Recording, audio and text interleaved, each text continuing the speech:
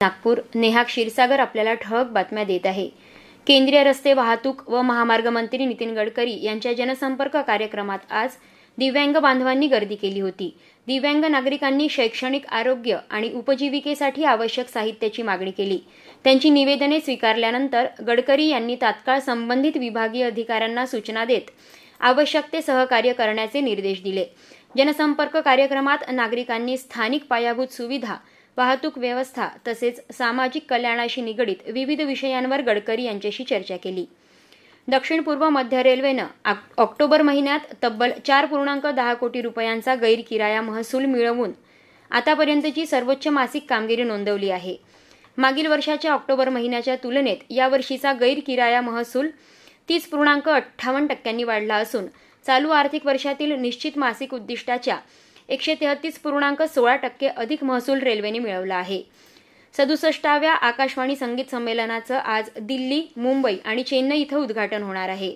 Covid काळात खंडित पडलेला हा कार्यक्रम पुन्हा सुरू होत असल्याचं प्रसार भारतीचे मुख्य कार्यकारी अधिकारी गौरव द्विवेदी यांनी सांगितलं। येत्या 29 नोव्हेंबरपर्यंत देशभरातल्या 24 आकाशवाणी केंद्रांवर वेगवेगळ्या दिवशी होणाऱ्या कार्यक्रमांमध्ये कलाकार हिंदुस्थानी, कर्नाटक तसंच पाश्चात्य शैलीतलं शास्त्रीय संगीत तसंच सुगम आणि लोकसंगीत सादर करतील। आशियाई युवा क्रीडा स्पर्धांमध्ये चमकदार कामगिरी केल्याबद्दल पंतप्रधान नरेंद्र मोदी यांनी भारतीय खेळाडूंचं अभिनंदन केलं आहे।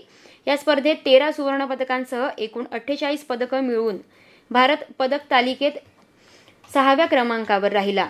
मुख्यमंत्री देवेंद्र फडणवीस यांनी भारतीय संघाचं अभिनंदन करणारा संदेश समाज माध्यमांवर लिहिला आहे। बगडगंज येथील 3311 केव्ही उपकेंद्रांतर्गत येणाऱ्या विविध भागांमध्ये वीज खांबांच्या अत्यावश्यक देखभाल आणि दुरुस्तीच्या कामांमुळे उद्या सोमवार दिनांक 3 नोव्हेंबर रोजी सकाळी 9 ते दुपारी 1 या वेळेत वीज पुरवठा खंडित राहणार आहे। वीज पुरवठा सुरळीत व सुरक्षित ठेवण्यासाठी ही दुरुस्ती करणे आवश्यक आहे। त्यामुळे संबंधित भागातील नागरिकांनी या वेळेत महावितरणला सहकार्य करावे असं आवाहन कंपनीतर्फे करण्यात आलं आहे। याबरोबरच हे बातमीपत्र संपलं। यापुढील बातमीपत्र रात्री 8:42 प्रसारित केलं जाईल। नमस्कार।